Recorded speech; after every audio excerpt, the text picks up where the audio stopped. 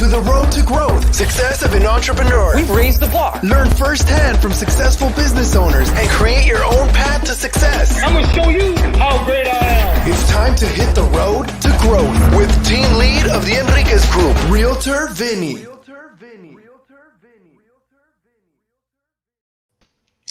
You Road to Growth listeners. Today I have Harry Sanders. Harry, you're in Australia, right? I am. Melbourne. Melbourne. So what time is it right now out there? It is 1 p.m. 1 p.m.? Okay. All right. So a little bit of a time change. So you are the SEO, I guess, expert. Been kind of doing this since the age of 13. 14 kind of really got into it, and now, yeah, it's been a long journey, man. But yeah, I have been doing this for 9 years now. Crazy, time flies. Yeah, I mean, so did you, when you first started at the age of 13 of kind of getting into it with your dad's business, did you ever think at that age that you'd still be doing it, or did that even cross your mind? Man, I wasn't thinking about it. When I was doing it, I was just having so much fun. For me, it was the first thing in my life that really made sense. And so I just kind of took it with both hands. I mean, I couldn't see myself not doing it, but when you're 13, man, looking, what you're going to do next month's a big deal, let alone what I was going to be doing in 9 years down the track. So you're 23, right? You said? Yeah, 24? yeah. 23. So 10 years ago, right, when you were 13, that was 2011. I mean, the market was, pretty bad as a whole. It was still kind of coming up right there. The .com, things like that. That was probably 4 years or so before that, before you started getting into it? Yeah, it really just started coming back up, but it had a lot of dodginess in the field at that time. It was a completely different era for SEO back then. Okay. So walk us through your journey. I kind of already jumped into the idea of 13 to 14, working with your dad. Kind of walk us through your journey. Sure. So, 13, 14, started learning this great thing called SEO while I was playing a lot of RuneScape. I thought, this could be a cool thing to learn, and I just found this immense passion for it, almost like this craze about this beautiful mix of creativity and logic that SEO just paired so beautifully together. So that's how I first came into it, and found out quite quickly whether it was luck, determination, or a combination of all the above, I was good at it. I really had a strength in that field, more so than I've ever had in any other field or thing in my life. And so I remember, building out my own affiliate brands and stuff. And one day I got invited to do some training for an agency. And I would have been 14 then. So as you can imagine, they'd seen my work, seen everything about me except for my age. And I didn't think that was an important thing to mention. I thought, this will be fine. And I thought, what do agency people wear? I thought, well, they're probably all wearing suits and stuff, right? Because they're agencies. You got to look cool and important. And business people wear business suits. So I rock up first day of this agency in this terrible suit. Like, we're talking super baggy, oversized, like a hand-me-down from dad kind of thing. And I rock up to this, obviously, digital agencies, jeans and tees, not full suits. So I rock up and they're like, hey, are you looking for someone? Can I help you? And I'm like, no, I'm here to do the training. And these guys' jaws noticeably dropped. They're like, oh man, we've made a big mistake. They didn't say that, but it was written all over them. But they'd already set aside the time for the training, so I came in and I trained them on what I knew and had a remarkable day. I, thought it went really well. Stepped out and, got a big cash envelope because I was too young to get paid properly. And 2 weeks later, I, unknowingly started my journey. I got a call from them and they said, hey, what you taught us was remarkable. We actually want to have more of you, but we want to have you kind of executing on what you've trained us. Would you come in, a day a week, 2 days a week? I was at school at the time, but man, I think at that point I was already checked out. I was, ever since starting upon that SEO journey, I'm like, no, I don't want to do school. I'm fine at it, but it's not my calling. And so I do 2 days, man, no worries. So I just started going. I didn't tell my family or anything. I just started skipping school. and that 2 days became 3 days. Then I moved to another agency at 16. I became the head of search, which is a really awesome position for me to hold, and I'm really thankful for the lessons I learnt there. Held that for another year, and then at the ripe old age of 17, I decided, you know what, I really don't love the culture of these agencies that I'm working at. I don't like the way we handle things, and I think at that age also I had a bit of an ego about me, and I thought that I could do a better job, which uh, is probably one of the best and worst decisions I've ever made. And I stepped out, from that really incredibly well-paying job at 17, had my life all laid out in front of me to start what's now called StudioHawk. And so that was kind of how it all happened. To jump in real fast, right? So if people don't know, SEO is search engine optimization. Okay, so if you don't know that, that's the case. So at 14 years old, right? You know how they say, well, tell me what SEO is or how SEO works.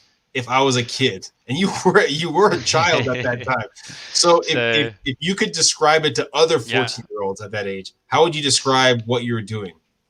Well, explain it like you're 5. I would go, okay, so SEO, every time you type something into Google, a bunch of results come back. My job is to make sure that the clients that I'm working with, or the results that I want to come back at the top, are coming back at the top. So we do that by different kind of code we put on the website, different kind of people talking about those websites, and different kind of content on those websites. It's at a very basic fundamental level. Why? Well, because the stats are 30% of people click on that first result in Google. For a lot of companies, that's worth hundreds of millions, if not billions of dollars to their organization.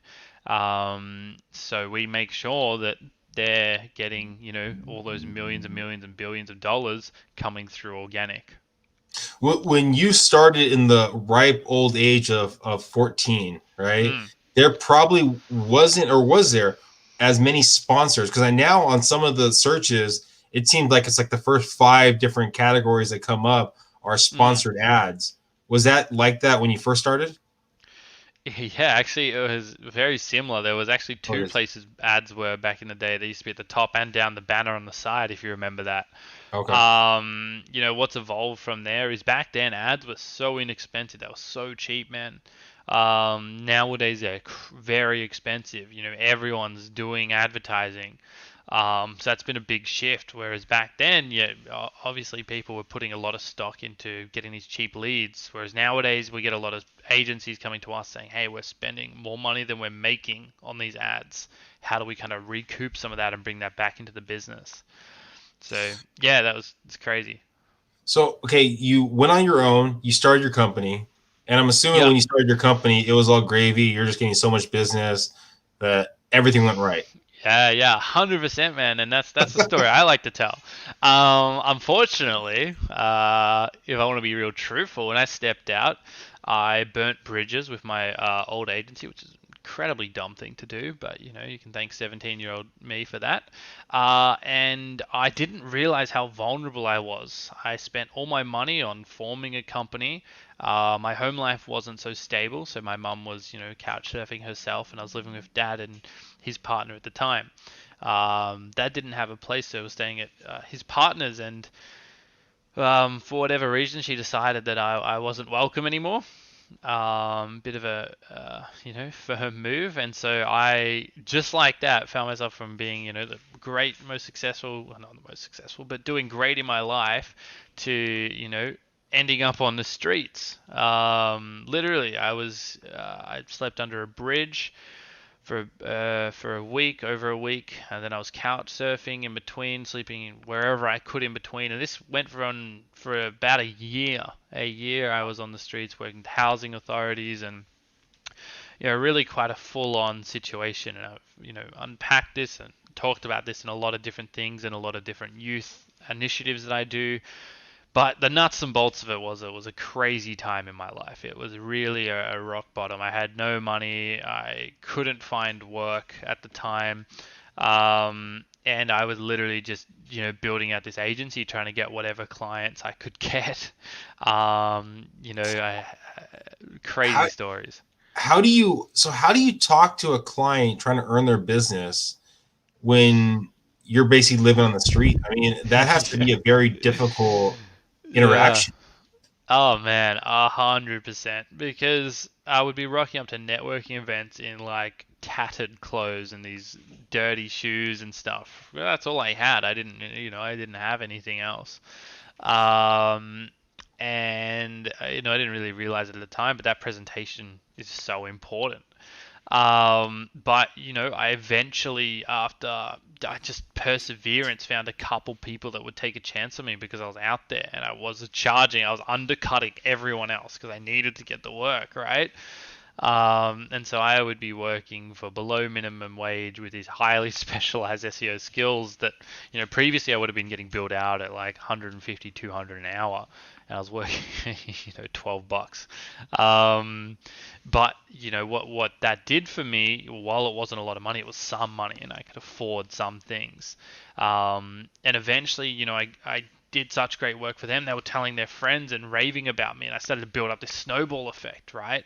So much so that I started to have a bit of money coming through that I could afford a share house. Not a great place, but I could afford a share house. And that's where things really took a turn for me. Once I had a stable roof above my head, I could really focus on the business rather than thinking about where am I going to sleep. Now, how do you transition from, because I'm assuming over time you started raising your prices. And so if you're making less than minimum wage and you were making $100 or $150 an hour before, right? That had to be a pretty big jump to transition. How did that transition work out? Well, I think it worked out very well because for most of the clients, I was making them a lot of money. And we're talking serious money. They might have been paying me kind of minimum wage, but they were starting to see tens of thousands of dollars come through. So that trust was really built, right? They're like, wow, this guy he really is good for us. So I was easily able to raise my prices because I'd already proven to them what an economic result they would get out of working from me. So that wasn't really a problem, and so I started raising those prices, still to affordable levels compared to what we would be looking at today. But that was how we kind of got started. So it wasn't a major shift or anything. It's just kind of natural progression. And any new clients I got on, I started to know my worth. But yeah, that was really fundamentally how the company started. And I mean, to give you a snapshot of where we are now.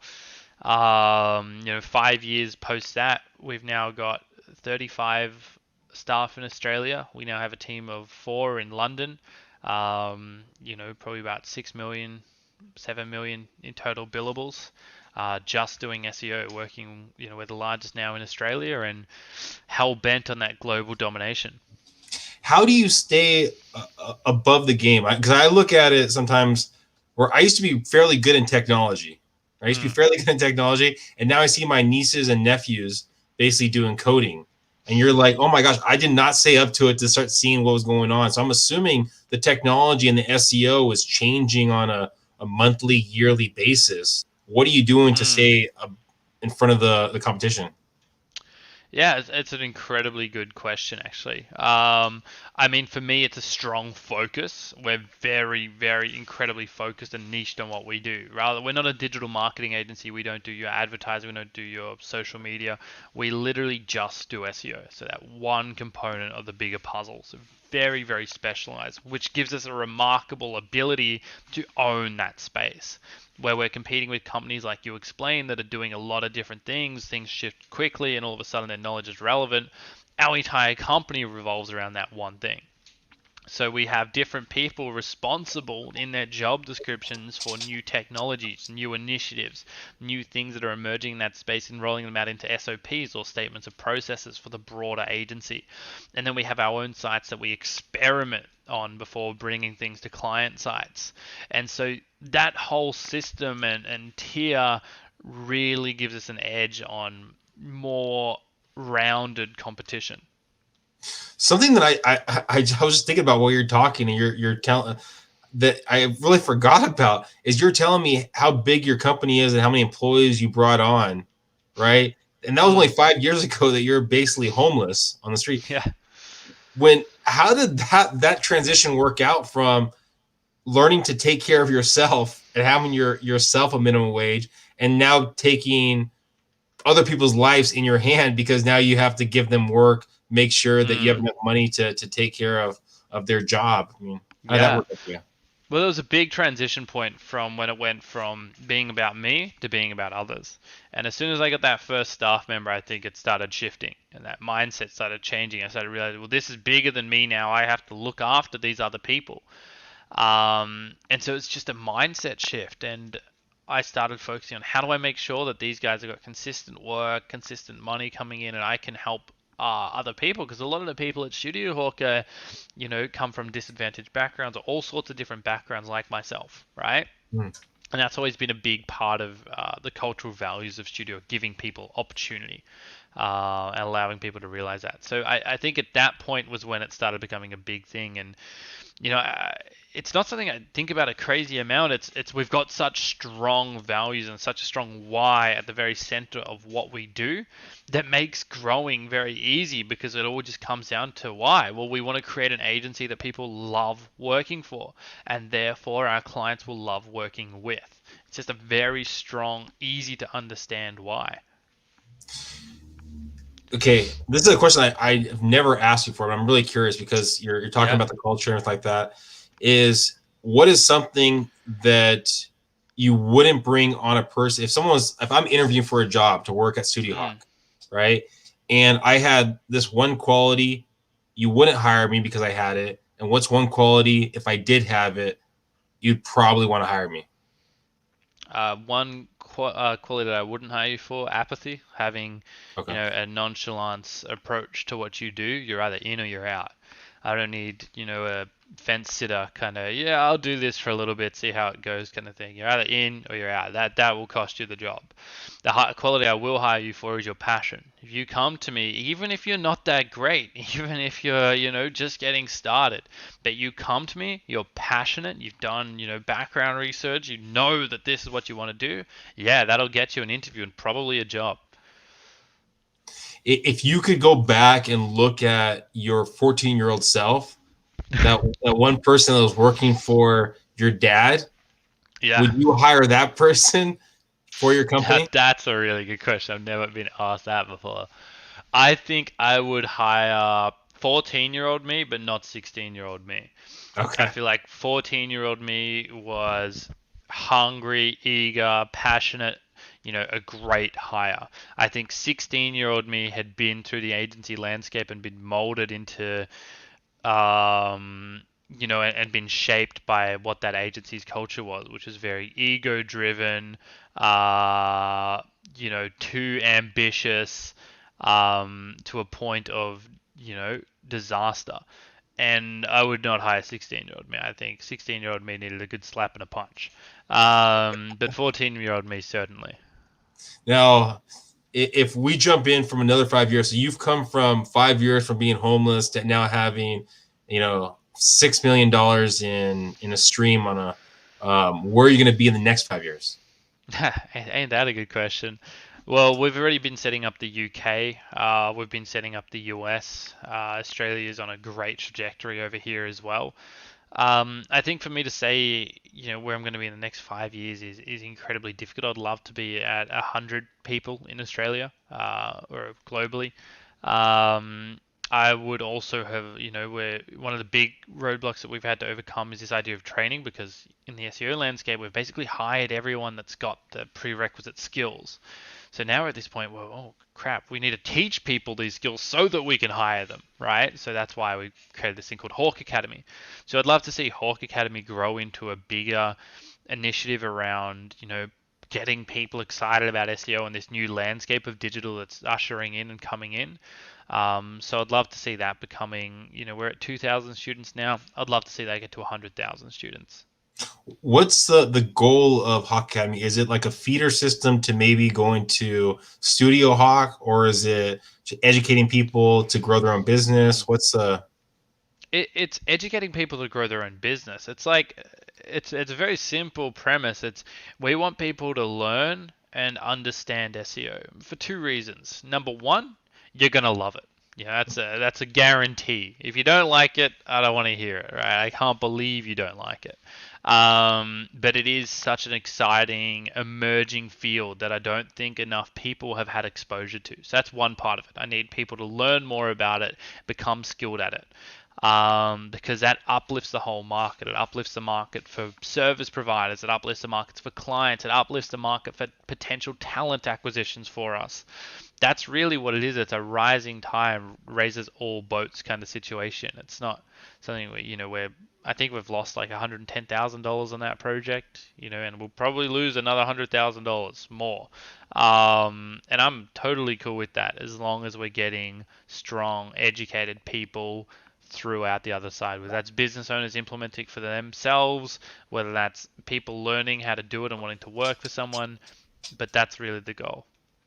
How long does it take to graduate from Hawk Academy?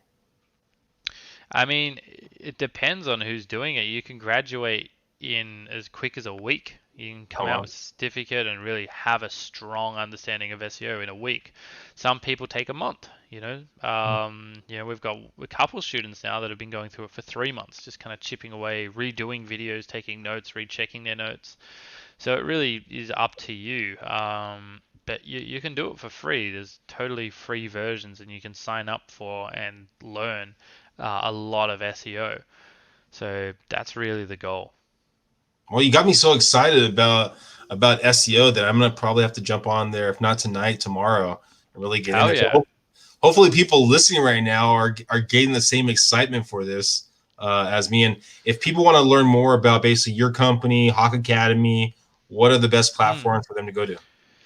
Yeah, like obviously got the website studiohawk.com.au or hawkacademy.co. If you want to get in touch, I'm active on Facebook and LinkedIn. So I think I'm Harry Sanders SEO on Facebook, and I'm pretty sure I'm the same thing on LinkedIn, Harry Sanders SEO there. So shoot me a message, say hi. Otherwise, if you're an email person, send it to hello@studiohawk.com.au, and yeah, we'll get someone to be in touch. Fantastic. Thank you, Harry, for being on the platform. Thank you for telling your story. And I mean, it doesn't matter, how old you are, how young you are. It just matters if you have that drive, have that skill set. And that's what, I took away from everything. And hopefully people listening right here, if let's say you're 26 right now and you're still trying to figure out your life, don't worry, you're not alone. I've had other guests on here that have later in life, Harry was just a strong-minded individual. So I appreciate that. Yeah, thank you. And I appreciate your time for interviewing me. And for those listening, thank you. Thank you, guys. Please subscribe, please share, and of course, tell your friends. Thanks.